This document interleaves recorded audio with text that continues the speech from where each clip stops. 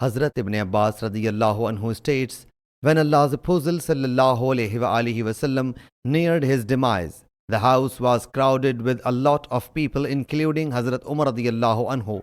The Prophet ﷺ said, bring me something. I will write a statement for you, after which you will not go astray.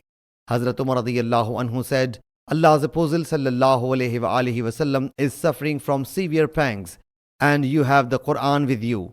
Allah's book is sufficient for us.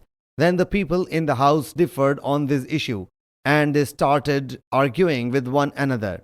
Some of them were saying, bring Allah's Apostle ﷺ a pen and a paper, so that he may write you a statement, after which you must not go astray. Some of the companions were saying what Hazrat Umar radiyallahu anhu said. When these arguments and altercation increased in the presence of Allah's Apostle ﷺ, he ﷺ said, get up. Hazrat Ibn Abbas radiyallahu anhu would say, the greatest calamity was their arguments and conflict which intervened between Allah's Apostle ﷺ and his writing a statement for them. Sahih Muslim Hadees number 4210.